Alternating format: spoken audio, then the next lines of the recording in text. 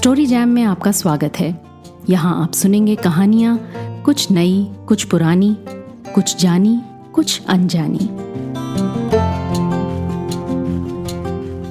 आइए आज सुनते हैं व्यंगराज हरिशंकर परसाई की किताब अपनी अपनी बीमारी से प्रेम की बिरादरी। उनका सब कुछ पवित्र है। जाति में बाजे बजाकर शादी हुई थी। पत्नी ने 7 जन्मों में किसी दूसरे पुरुष को नहीं देखा। उन्होंने अपने लड़के लड़की की शादी सदा मंडप में की। लड़की के लिए दहेज दिया और लड़के के लिए लिया। एक लड़का खुद पसंद किया और उसे लड़की का पति बना दिया। एक लड़की खुद पसंद की और लड़के की पत्नी बना दिया। सब कुछ उनका पवित्र है, प्रॉपर्टी है, फुर्सत में रहते हैं। दूसरों की कलंत चर्चा में समय काटते हैं। जो समय फिर बच जाता है उसमें मूंछों के सफेद बाल उखाड़ते हैं और बर्तन बेचने वाली की राह देखते हैं। पवित्रता का मुंह दूसरों की अपवित्रता के गंदे पानी से धुलने पर ही उजला होता है। वो हमेशा दूसरों की अपवित्रता का पानी लोटे में ही लिए रहते हैं। मिलते ही अपवित्रता का मुंह धोकर उसे उजला कर लेते हैं। वे पिछले दिनों 2 लड़कियों के भागने, 3 स्त्रियों के गर्भपात, 4 की गैर बिरादरी में शादी और 2 पतिव्रताओं के प्रणय प्रसंग बता चुके हैं। अभी उस दिन दांत खोदते आए। भोजन के बाद कलंत चर्चा का चूर्ण फांकना जरूरी होता है। हाजमा अच्छा होता है। उन्होंने चूर्ण फांकना शुरू कर दिया। आपने सुना, अमुक साहब की लड़की अमुक लड़के के साथ भाग गई और दोनों ने इलाहाबाद में शादी कर ली। कैसा बुरा जमाना आ गया। मैं जानता हूं कि वे बुरा जमाना आने से दुखी नहीं, सुखी हैं। जितना बुरा जमाना आएगा वे उतने ही सुखी होंगे। तब वो ये महसूस करके और कह कह कर गर्व अनुभव करेंगे कि इतने बुरे जमाने में भी हम अच्छे के अच्छे हैं।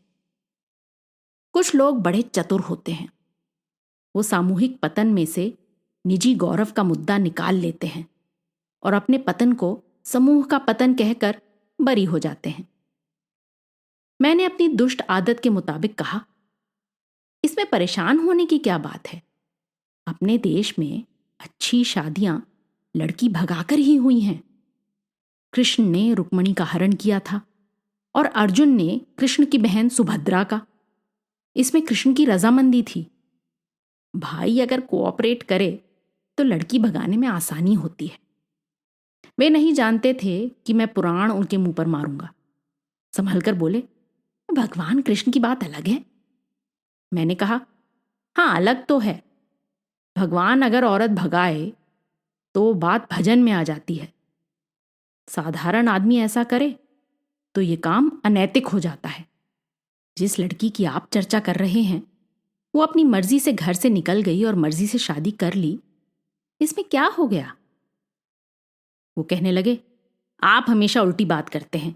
रीति नीति परंपरा विश्वास क्या कुछ नहीं है? आप जानते हैं लड़का लड़की अलग जाति के हैं। मैंने पूछा, मनुष्य जाति के तो हैं ना? वो बोले, हाँ मनुष्य होने में क्या शक है। मैंने कहा, तो कम से कम मनुष्य जाति में शादी हुई। अपने यहां तो मनुष्य जाति के बाहर भी महान पुरुषों ने शादी की है, जैसे भीम ने हिडिंबा से। ये घटनाएं बढ़ती जा रही हैं। क्या कारण है कि लड़के लड़की को घर से भागकर शादी करनी पड़ती है? 24-25 साल के लड़के लड़की को भारत की सरकार बनाने का अधिकार तो मिल चुका है, पर अपने जीवन साथी बनाने का अधिकार नहीं मिला। घटनाएं मैं रोज सुनता हूं। 2 तरह की चिट्ठियां पेटेंट हो गई हैं। उनके मजमू ये हैं, जिन्हें भागकर शादी करना है वो, और जिन्हें नहीं करना है वो भी इनका उपयोग कर सकते हैं। चिट्ठी नंबर 1। पूज्य पिताजी, मैंने यहां रमेश से वैदिक रीति के अनुसार शादी कर ली है। हम अच्छे हैं, आप चिंता मत करिए। आशा है आप और अम्मा मुझे माफ कर देंगे। आपकी बेटी सुनीता। चिट्ठी नंबर 2।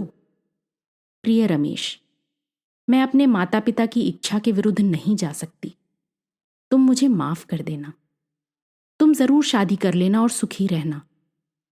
तुम दुखी रहोगे तो मुझे जीवन में सुख नहीं मिलेगा। हृदय से तो मैं तुम्हारी ही हूं। 4-5 साल बाद आओगे तो पप्पू से कहूंगी, बेटा मामा जी को नमस्ते करो। तुम्हारी विनीता। इसके बाद एक मजेदार क्रम चालू होता है। माँ बाप कहते हैं, वो हमारे लिए मर चुकी है, अब हम उसका मुंह नहीं देखेंगे। फिर कुछ महीने बाद मैं उनके यहां जाता हूं तो वही लड़की चाय लेकर आती है। मैं उनसे पूछता हूं, ये तो आपके लिए मर चुकी थी। वो जवाब देते हैं, आखिर लड़की ही है। और मैं सोचता रह जाता हूं कि जो आखिर में लड़की है वो शुरू में लड़की क्यों नहीं थी। माता पिता की भावनाओं को मैं जानता हूं। विश्वास और परंपरा के टूटने में बड़ा दर्द होता है। जब शेरपा तेनसिंह गौरीशंकर की चोटी से होकर आए तब उनसे किसी ने पूछा कि क्या वहां शंकर भगवान हैं, तो उन्होंने कहा कि नहीं है। एक सज्जन बड़े दर्द से मुझसे बोले, तेनसिंह को ऐसा नहीं कहना चाहिए था। मैंने कहा, वहां शंकर भगवान उन्हें नहीं दिखे तो कह दिया। वो बोले, फिर भी उसे ऐसा नहीं कहना चाहिए था। मैंने कहा, जब हैं ही नहीं तो। वो फिर बोले, फिर भी उसे नहीं कहना था। मैंने उनसे पूछा, क्या आप मानते हैं कि वहां शंकर जी हैं? उन्होंने कहा, यह हम भी जानते हैं कि वहां शंकर जी नहीं हैं, पर एक विश्वास हृदय में लिए हैं कि शंकर जी हैं। वे औढ़रदानी हैं। कभी कोई संकट हम पर आएगा तो वो आकर हमें उबार लेंगे। झूठे विश्वास का भी बड़ा बल होता है।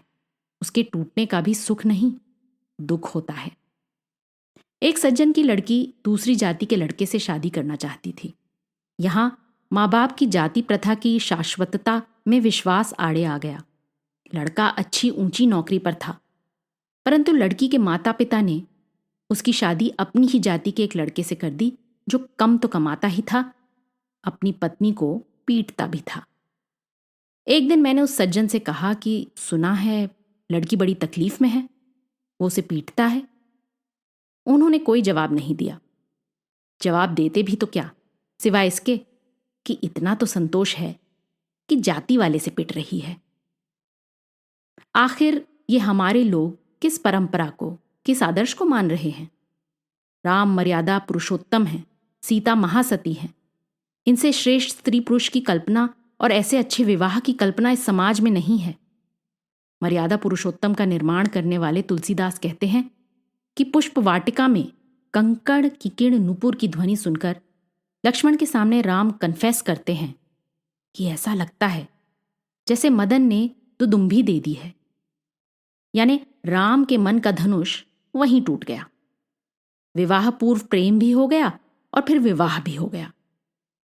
आज जिन मूल्यों को इस मामले में माना जा रहा है, उनको देखकर मुझे लगता है कि तुलसीदास ने जो लिखा है वैसा ना हुआ होगा, हुआ ऐसा होगा। राम ने लक्ष्मण से पूछा होगा कि यह कंकण किकणी और नूपुर की ध्वनि किसकी है।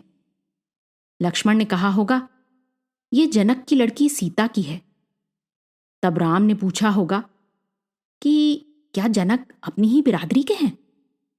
लक्ष्मण ने कहा होगा, हां, राजा जेके सिंह अपनी ही बिरादरी के हैं। राम ने कहा होगा, तभी तो मेरा मन डोल उठा।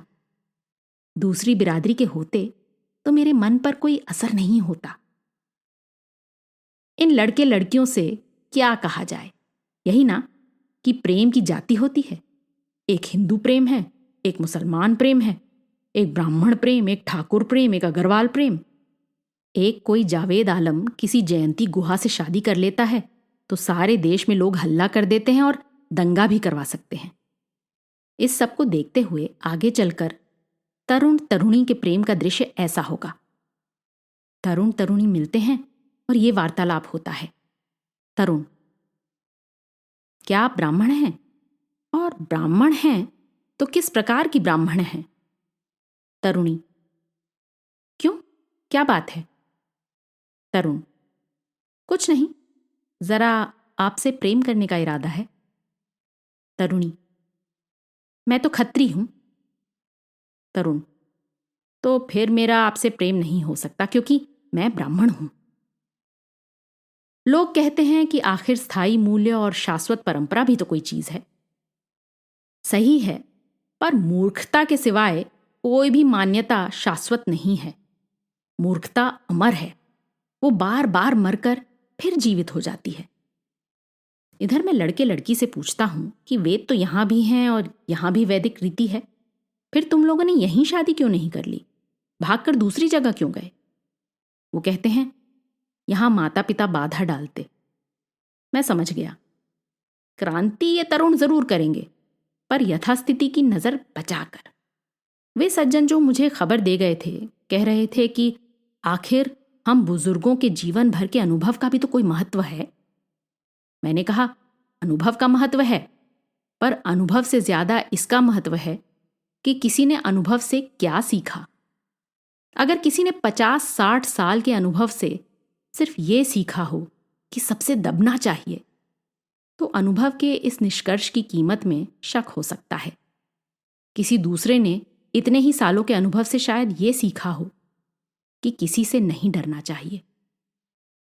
आप तो 50-60 साल की बात करते हैं, केंचुए ने अपने लाखों सालों के अनुभव से कुल ये सीखा है कि रीढ़ की हड्डी नहीं होनी चाहिए।